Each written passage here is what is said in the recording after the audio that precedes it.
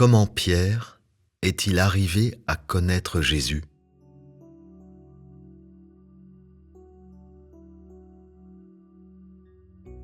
Pendant tout le temps que Pierre a passé avec Jésus, il a vu de nombreuses qualités adorables en Jésus, de nombreux aspects dignes d'émulation, et beaucoup qui l'ont édifié. Bien que Pierre ait vu l'être de Dieu en Jésus à bien des égards, et a noté beaucoup de qualités aimables, au début, il ne connaissait pas Jésus. Pierre a commencé à suivre Jésus quand il avait 20 ans et a continué ainsi avec lui 6 années durant. Pendant ce temps, il n'avait jamais eu la connaissance de Jésus, mais était prêt à le suivre par pure admiration pour lui.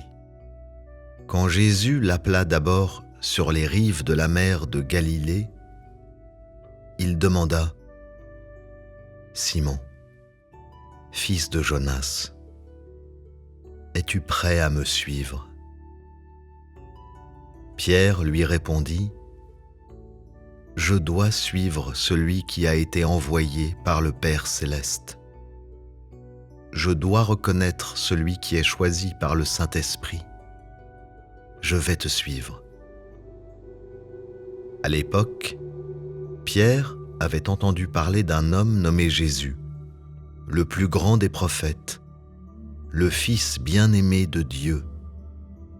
Et Pierre mourait d'envie de le retrouver, espérant avoir un peu de chance pour le rencontrer, parce que c'est ainsi qu'il était conduit par le Saint-Esprit. Bien qu'il ne l'ait jamais vu, et n'ait seulement entendu que des rumeurs à son sujet, le désir et l'admiration pour Jésus grandissaient peu à peu dans son cœur. Et souvent, il avait très envie de se mettre un jour à la recherche de Jésus. Et comment Jésus a-t-il fait appeler Pierre? Lui aussi avait entendu parler d'un homme appelé Pierre. Et ce n'est pas que le Saint-Esprit lui avait demandé « Va à la mer de Galilée, tu y trouveras celui qui s'appelle Simon, fils de Jonas. » Jésus entendit quelqu'un dire qu'il y avait un nommé Simon, fils de Jonas, et que les gens avaient suivi son sermon, que lui aussi prêchait l'évangile du royaume des cieux, et que les gens étaient tous tellement émus lorsqu'ils l'entendaient prêcher. Après avoir entendu cela, Jésus suivit cette personne et il se rendit à la mer de Galilée. Quand Pierre accepta l'appel de Jésus, il le suivit. Pendant tout ce temps, à la suite de Jésus, il avait beaucoup d'idées de lui et le jugeait toujours selon son propre point de vue. Bien qu'il eût un certain degré de compréhension des choses de l'esprit, Pierre n'était pas très éclairé. D'où sa parole quand il dit « Je dois suivre celui qui a été envoyé par le Père céleste. Je dois reconnaître celui qui est choisi par le Saint-Esprit. » Il ne comprenait pas les choses que Jésus faisait et n'avait reçu aucun éclairage. Après l'avoir suivi pendant un certain temps, il commençait à avoir de l'intérêt pour ce que Jésus faisait et disait, et en Jésus lui-même. Il est arrivé à croire que Jésus suscitait à la fois de l'affection et du respect. Il aimait s'associer à lui et rester à ses côtés. Et écouter les paroles de Jésus l'édifiait et le réconfortait. Durant tout le temps qu'il suivit Jésus, Pierre observait et prenait à cœur tout ce qui concernait sa vie, ses actions, ses paroles, ses mouvements et ses expressions. Il comprenait profondément que Jésus n'était pas un homme ordinaire. Bien que son apparence humaine soit extrêmement celle d'un homme ordinaire, il était plein d'amour, de compassion et de tolérance pour l'homme. Tout ce qu'il faisait ou disait était d'un grand secours pour les autres. Et à ses côtés, Pierre vit et apprit des choses qu'il n'avait jamais vues ou eues auparavant. Il voyait que, bien que Jésus n'était ni de grande stature, ni d'une humanité extraordinaire, il avait de lui une impression vraiment extraordinaire et hors du commun. Bien que Pierre ne pouvait pas l'expliquer totalement, il pouvait noter que le comportement de Jésus était différent de quiconque, car il faisait des choses bien différentes de ce que pouvait faire le commun des mortels.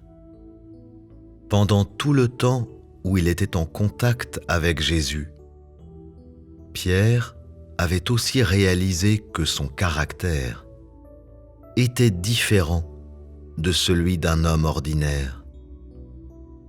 Il agissait toujours de façon constante et jamais à la hâte. Il n'avait jamais exagéré ni minimisé un sujet et menait une vie à la fois normale et admirable. Dans la conversation, Jésus était élégant et gracieux, ouvert et gai, mais serein, et n'avait jamais perdu sa dignité dans l'exécution de sa tâche.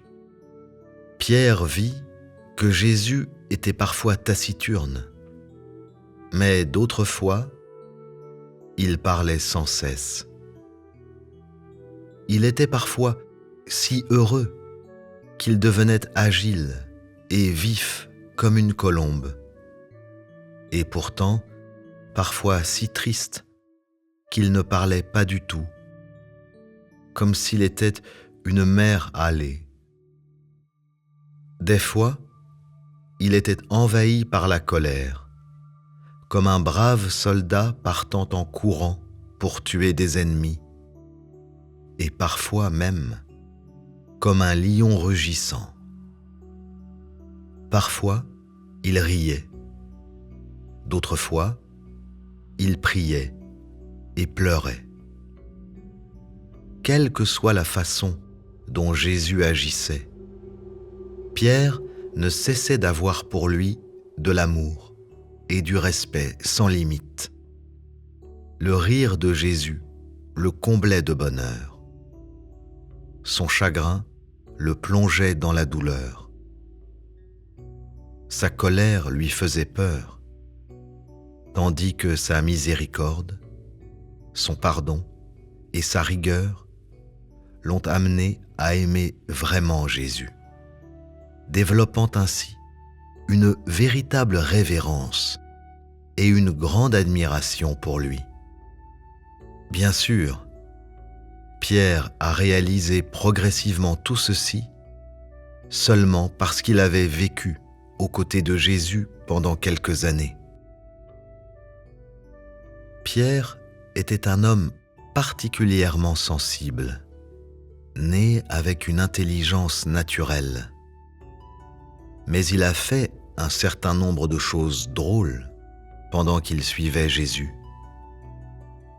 Tout au début, il avait quelques conceptions sur Jésus. Il demanda « Les gens disent que vous êtes un prophète. Alors, quand vous aviez 8 ans, et que vous étiez assez mûr pour comprendre les choses, saviez-vous que vous étiez Dieu? Saviez-vous que vous étiez conçu par le Saint-Esprit? Jésus répondit, « Non, je ne savais pas. Ne suis-je pas, à tes yeux, comme un homme ordinaire? Je suis le même que toute autre personne. Celui que le Père envoie est une personne ordinaire, pas une personne extraordinaire. Et bien que le travail que je fais représente mon Père céleste, mon image, ma personne et ma chair ne peuvent pas pleinement représenter mon Père céleste, mais seulement une partie de lui. Bien que je sois venu de l'Esprit, je suis toujours une personne normale, et mon Père m'a envoyé sur terre comme une personne normale, pas extraordinaire. C'est seulement quand Pierre entendit cela qu'il comprit un peu qui était Jésus. Et ce n'était qu'après qu'il ait passé des heures et des heures à suivre le travail de Jésus, son enseignement, sa vie pastorale et son endurance, qu'il a davantage su qui était Jésus. À sa 30e année, Jésus parla à Pierre de sa crucifixion prochaine, qu'il était venu passer par l'œuvre de la crucifixion pour racheter l'humanité tout entière. Il lui dit également que 3 jours après la crucifixion, le Fils de l'homme ressusciterait de nouveau. Et une fois ressuscité, il apparaîtrait au peuple pendant 40 jours.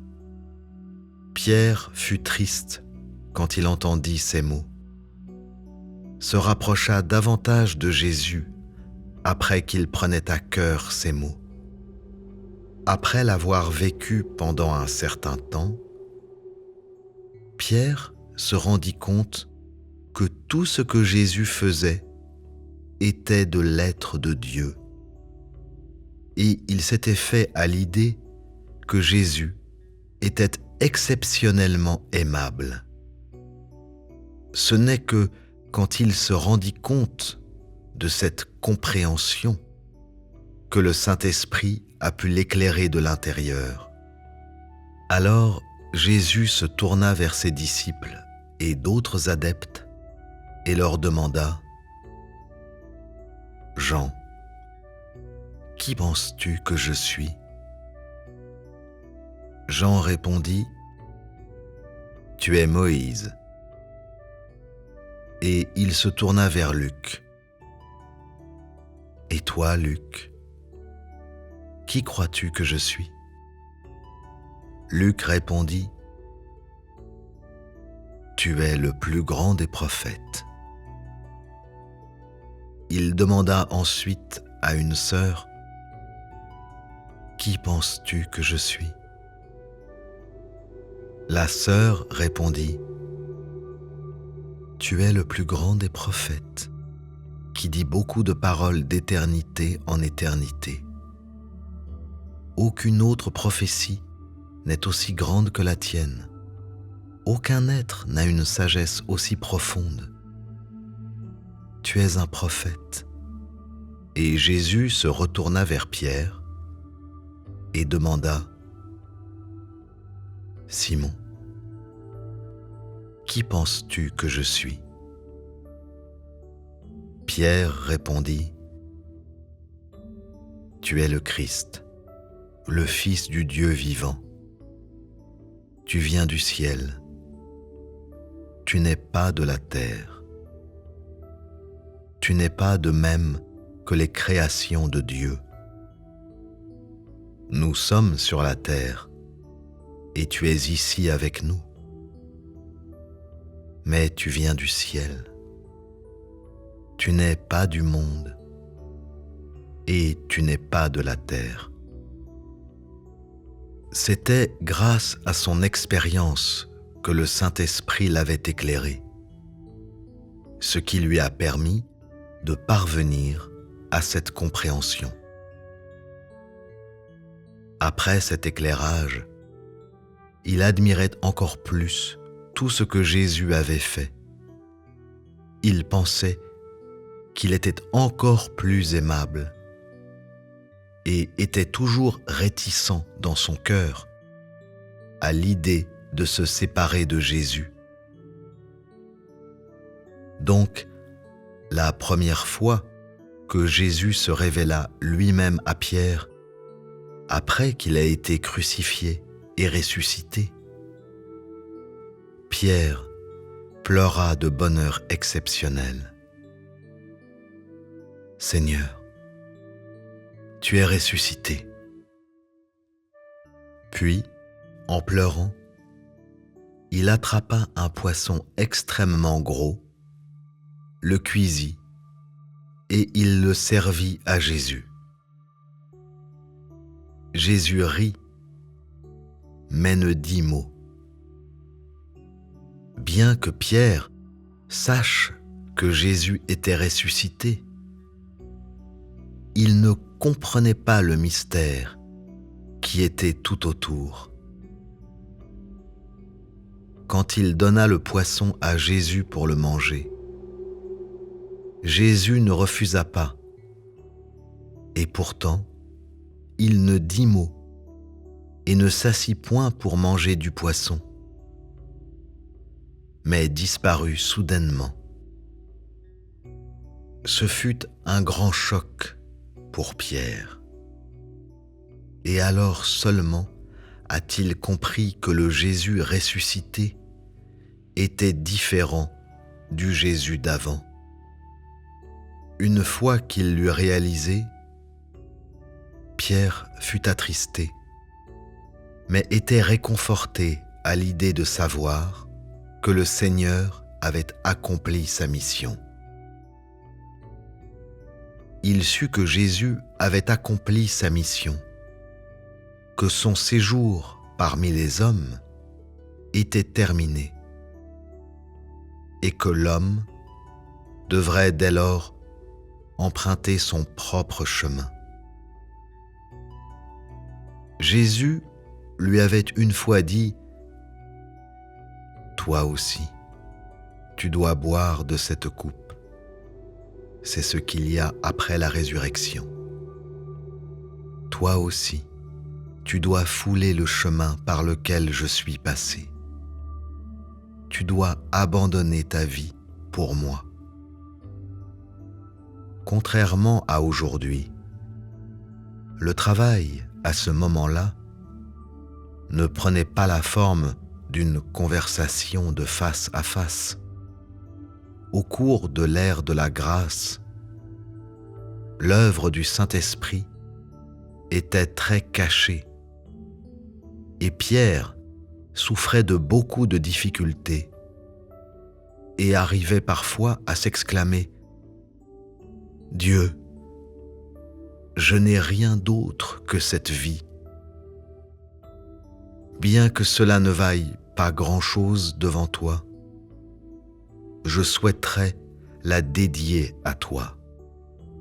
Bien que les hommes ne soient pas dignes de t'aimer et que leur amour et leur cœur soient sans valeur, je crois que tu peux percevoir l'intention dans le cœur des hommes. Et même si les corps des hommes ne correspondent pas à ton acceptation, je te prie d'accepter mon cœur. » Après avoir prononcé ces prières, il reçut des encouragements, surtout quand il a prié « Je consacrerai tout mon cœur à Dieu. » Même si je ne suis pas capable de faire quoi que ce soit pour Dieu, je satisferai loyalement Dieu et me consacrerai à lui sans réserve. Je crois que Dieu doit regarder mon cœur. Il disait, « Je ne demande rien d'autre dans ma vie, mais que mes pensées d'amour pour Dieu et le désir de mon cœur soient acceptés par Dieu. » J'étais avec le Seigneur Jésus depuis si longtemps, mais je ne l'aimais pas. Ceci est ma plus grande dette. Même si je suis resté avec lui, je ne le connaissais pas, et j'ai même prononcé des paroles irrévérencieuses sur son dos. Seulement à y penser me fait sentir encore plus endetté envers le Seigneur Jésus. Il priait toujours en ces manières. Il disait, « Je suis moins que la poussière. Je ne peux rien faire d'autre si ce n'est de dédier ce cœur fidèle à Dieu. » Pierre atteignait le paroxysme de son expérience lorsqu'il était totalement affligé. Mais Jésus lui donnait des encouragements de l'intérieur. Et il lui est apparu une fois, quand Pierre était dans une terrible souffrance et que son cœur était brisé. Jésus lui demanda, « Tu étais avec moi sur terre, et j'étais ici avec toi. Et bien qu'avant nous étions ensemble dans le ciel, c'est après tout du monde spirituel. Maintenant, je suis retourné dans le monde spirituel. Et toi, tu es sur terre. Car je ne suis pas de la terre. Et bien que toi, tu ne sois pas de la terre, tu dois remplir ta mission sur terre. Comme tu es un serviteur, tu dois accomplir ta mission au mieux de tes capacités. » Pierre était réconforté après avoir entendu qu'il pourrait revenir à côté de Dieu.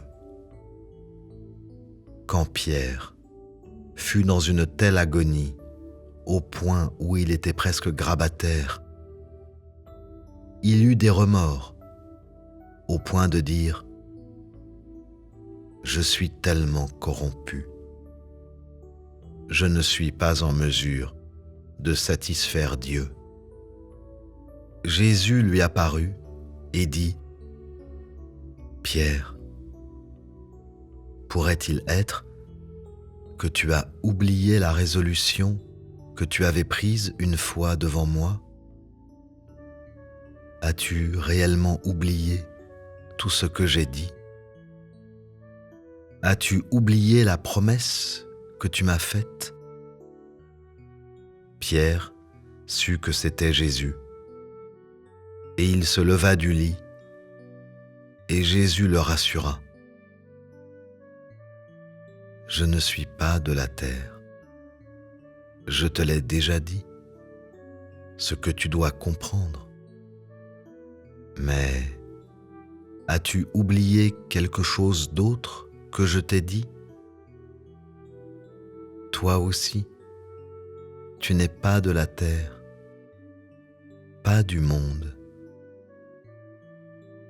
En ce moment, il y a du travail que tu dois accomplir. Tu ne dois pas être en peine comme ça. Tu ne dois pas souffrir comme ça. Bien que les hommes et Dieu ne puissent pas coexister dans le même monde, j'ai mon travail et toi tu as le tien. Et un jour, lorsque ton travail sera terminé, nous serons ensemble dans le même domaine et je vais te conduire où tu seras avec moi pour toujours. » Ayant entendu ces paroles, Pierre fut réconforté et rassuré. Il savait que cette souffrance était quelque chose qu'il fallait vivre et endurer, et s'en était donc inspiré depuis lors. Jésus lui apparut spécialement à chaque moment clé, lui donnant l'éclaircissement spécial et des conseils, et faisait beaucoup de travail en lui. Qu'est-ce que Pierre a le plus regretté? Jésus posa une autre question à Pierre. Bien qu'elle ne soit pas consignée dans la Bible de cette manière, peu de temps après que Pierre eut dit « Tu es le Fils du Dieu vivant », et c'était « Pierre, m'aimes-tu » Pierre avait compris ce que cela voulait dire et répondit « Seigneur, j'ai une fois aimé le Père qui est au ciel, mais je reconnais que je ne t'ai jamais aimé. » Jésus répliqua ensuite « Si les gens n'aiment pas le Père qui est au ciel, comment peuvent-ils aimer le Fils sur la terre? Et si les gens n'aiment pas le Fils qui est envoyé par Dieu le Père, comment peuvent-ils aimer le Père qui est au ciel? Si les gens aiment vraiment le Fils sur la terre, alors ils aiment vraiment le Père dans le ciel. » Quand Pierre entendit ces paroles, il réalisa son manque. Il avait toujours le remords au point de pleurer à cause de ces mots. « J'ai une fois aimé le Père qui est au ciel, mais je reconnais que je ne t'ai jamais aimé. » Après la résurrection et l'ascension de Jésus, il sentit encore plus de remords et de douleur par rapport à ces mots. Se rappelant son travail passé et sa stature actuelle, il s'adressait souvent à Jésus dans la prière, éprouvant toujours des regrets et se sentant redevable envers Jésus parce qu'il n'avait pas satisfait le désir de Dieu et n'avait pas pu être à la hauteur des normes de Dieu. Ces questions étaient devenues son plus grand fardeau. Il disait « Un jour, je te consacrerai tout ce que j'ai et tout ce que je suis. Je te donnerai tout ce qu'il y a de plus précieux. » Il disait « Dieu, je n'ai seulement qu'une foi et un amour. Ma vie ne vaut rien et mon corps ne vaut rien.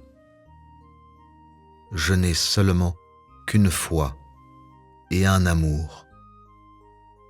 J'ai foi en toi dans mon esprit et de l'amour pour toi dans mon cœur. Ce n'est que ces deux choses que j'ai et que je vais te donner, et rien d'autre. » Pierre était vivement encouragé par les mots de Jésus, parce que, avant que Jésus ne soit crucifié, il lui avait dit « Je ne suis pas de ce monde, et toi aussi, tu n'es pas de ce monde. » Plus tard, quand Pierre fut très en peine, Jésus lui rappela ceci. « Pierre, as-tu oublié? Je ne suis pas du monde, et c'était seulement pour mon œuvre que je suis parti plus tôt. Toi aussi, tu n'es pas du monde. L'as-tu oublié? Je te l'ai dit par 2 fois. Tu ne t'en rappelles pas? Pierre l'entendit et répondit: Je n'ai pas oublié. Jésus répondit ensuite: Tu as une fois passé du bon temps avec moi au ciel, et un certain temps à mes côtés. Tu me manques, moi aussi je te manque. Bien que les créatures ne soient pas dignes d'être mentionnées à mes yeux,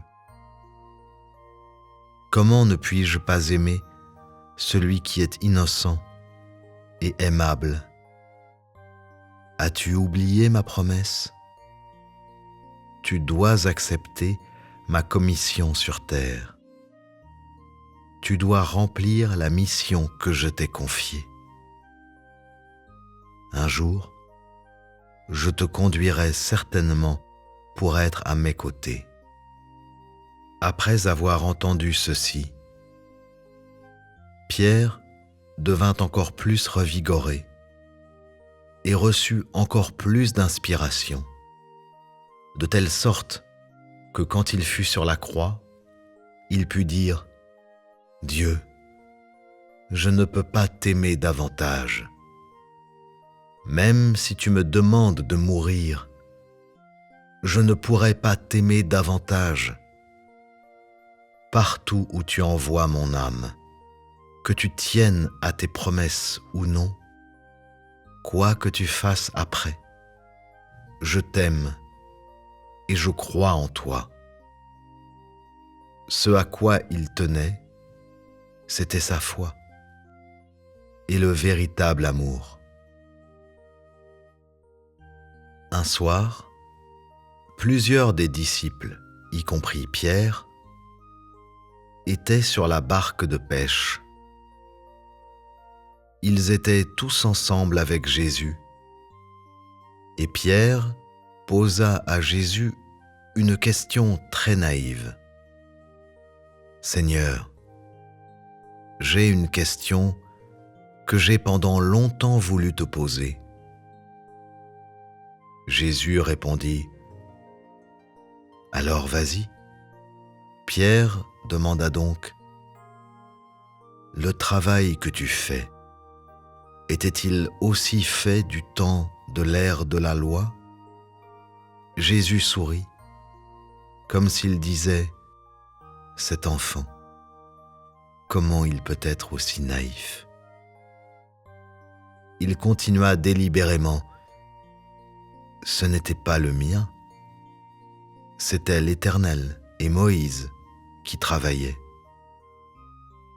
Pierre entendit cela et s'exclama: « Oh, donc ce n'était pas ton œuvre. » Une fois que Pierre l'eut dit, Jésus ne parla plus. Pierre se disait à lui-même: « Ce n'était pas toi qui le faisais, donc pas étonnant que tu sois venu pour abolir la loi, étant donné qu'elle n'était pas ton œuvre. » Son cœur était aussi apaisé. Ensuite, Jésus se rendit compte que Pierre était assez naïf, mais parce qu'il n'avait aucune connaissance à l'époque, Jésus ne dit plus rien d'autre ou ne le réfuta pas directement. Un jour, Jésus délivrait un sermon dans une synagogue et beaucoup de gens y étaient présents, y compris Pierre, pour l'entendre prêcher. Jésus dit: « Celui qui viendra d'éternité en éternité fera le travail de rédemption au cours de l'ère de la grâce, de racheter l'humanité tout entière du péché. Mais il ne sera pas contraint par un quelconque règlement pour sortir l'homme du péché. Il sera en marge de la loi et entrera dans l'ère de la grâce. Il rachètera l'humanité tout entière. Il marchera à grands pas de l'ère de la loi vers celui de la grâce. Mais pourtant, personne ne le connaissait, celui qui est venu de l'Éternel. Le travail que Moïse avait accompli était confié par l'Éternel. Moïse a écrit la loi à cause du travail que l'Éternel avait accompli. Une fois qu'il le dit, il continua. Ceux qui ont aboli les commandements de l'ère de la grâce au cours de l'ère de la grâce connaîtront la calamité. Ils doivent se tenir dans le temple et recevoir la destruction de Dieu, et le feu s'abattra sur eux. Quand Pierre eut fini d'écouter cela, il eut comme une réaction. Au cours d'une expérience de sa vie, Jésus guida et soutint Pierre, parlant à cœur ouvert avec lui, ce qui donna à Pierre de comprendre un peu mieux de Jésus. Pendant que Pierre pensait à la prédication de Jésus ce jour-là, ensuite à la question qu'il lui avait posée quand ils étaient sur le bateau de pêche, et la réponse que Jésus lui avait donnée, ainsi que la façon dont il avait ri, c'est alors qu'il comprit tout. Par la suite, le Saint-Esprit éclaira Pierre, et c'est seulement à travers cela qu'il put comprendre que Jésus était le Fils du Dieu vivant. La compréhension de Pierre venait de l'éclairage du Saint-Esprit, mais il fallait qu'il passe par un processus pour arriver à cette compréhension. C'était à travers les questions qu'il posait, l'écoute de la prédication de Jésus, puis en recevant la communion, ainsi que la vie pastorale spéciale de Jésus, que Pierre a pu réaliser que Jésus était le Fils du Dieu vivant. Ce n'était pas du jour au lendemain. C'était un processus, et c'est devenu pour lui une aide pour ses expériences ultérieures. Pourquoi Jésus ne réalisa pas le travail de perfection chez les autres, mais seulement chez Pierre? Parce que seul Pierre comprit que Jésus était le Fils du Dieu vivant, et personne d'autre ne le savait. Bien qu'il y eût beaucoup de disciples qui connaissaient bien plus, durant tout le temps passé à le suivre, leur connaissance était superficielle. Ceci est la raison pour laquelle Pierre fut choisi par Jésus comme exemple qu'il fallait perfectionner. Ce que Jésus dit à Pierre à l'époque, c'est ce qu'il dit aux gens aujourd'hui, et dont la connaissance et l'entrée dans la vie doivent atteindre celle de Pierre. C'est en conformité avec cette exigence et ce chemin que Dieu perfectionnera tout le monde. Pourquoi les gens sont aujourd'hui tenus d'avoir une foi réelle et un vrai amour? Ce que Pierre a vécu, vous aussi, vous devez le vivre. Les fruits que Pierre a reçus de son vécu doivent également se manifester en vous. Les souffrances par lesquelles Pierre est passé vous aussi, vous devez y passer. Le chemin sur lequel vous marchez, c'est le même que Pierre a foulé. La souffrance que vous endurez, c'est la même que Pierre a endurée. Lorsque vous recevez la gloire et quand vous vivez une vraie vie, alors vous vivez à l'image de Pierre. Le chemin est le même, et c'est par rapport à ce chemin que l'on est perfectionné. Cependant, le calibre des gens d'aujourd'hui est quelque peu incomplet par rapport à celui de Pierre, car les temps ont changé, et de même, l'ampleur de la corruption. Et aussi parce que la Judée a été pendant de longues dates un royaume avec une culture ancienne. Aussi devez-vous essayer d'améliorer votre calibre. Pierre était une personne très sensible, passionné dans tout ce qu'il faisait et aussi extrêmement honnête. Il a essuyé de nombreux revers. Il est entré en contact avec la société à l'âge de 14 ans. Allant à l'école, pendant qu'il allait souvent à la synagogue. Il avait beaucoup d'enthousiasme et était toujours prêt à prendre part aux réunions.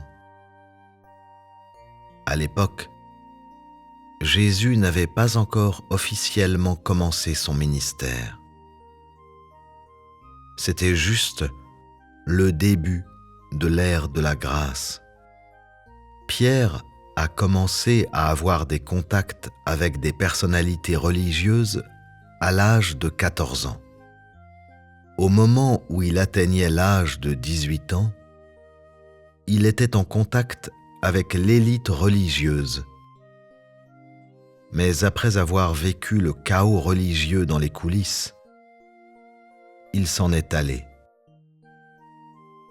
En voyant comment ces gens étaient rusés, malins et transformés par les dissensions, il fut extrêmement dégoûté. Ce fut la façon dont le Saint-Esprit travaillait à l'époque pour le perfectionner. Il l'a particulièrement ému et a fait un travail spécial en lui. Et ainsi, il se retira de la synagogue à l'âge de 18 ans. Ses parents l'avaient persécuté et n'avaient pas voulu le laisser entrer dans la foi. Ils appartenaient au diable et n'avaient pas la foi.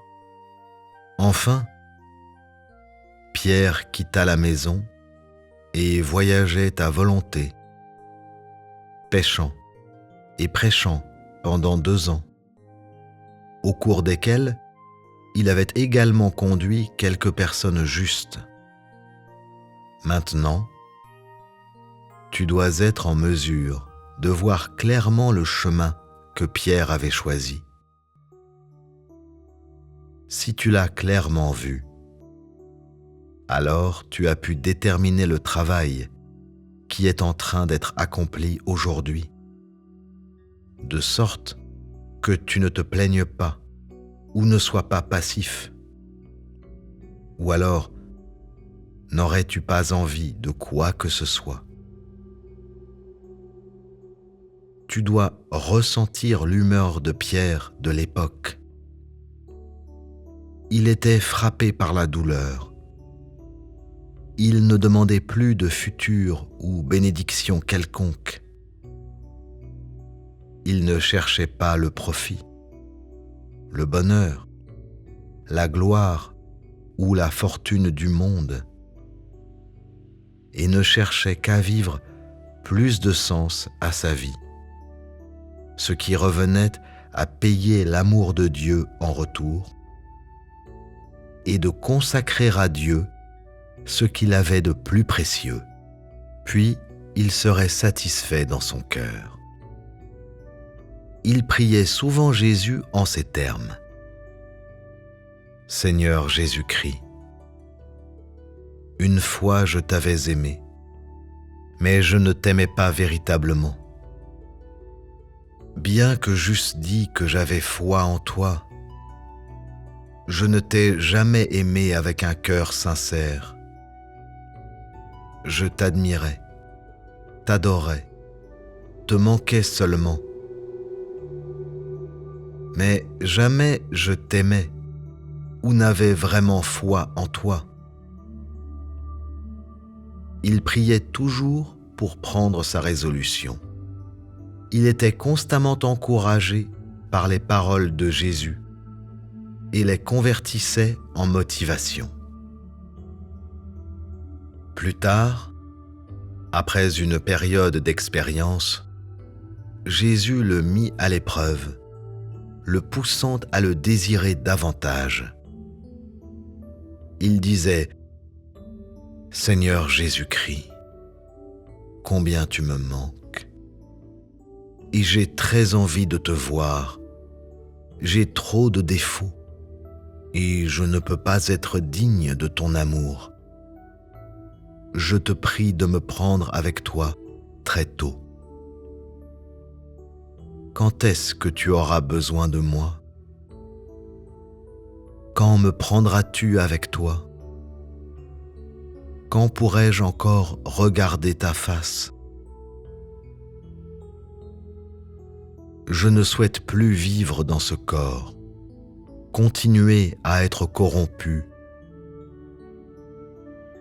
et je souhaite ne plus me rebeller. Je suis prêt à te consacrer tout ce que j'ai, dès que je pourrai, et je ne souhaite plus t'attrister davantage. » C'est comme ça qu'il priait. Mais il ne savait pas à l'époque ce que Jésus allait perfectionner en lui. Pendant l'angoisse de son épreuve,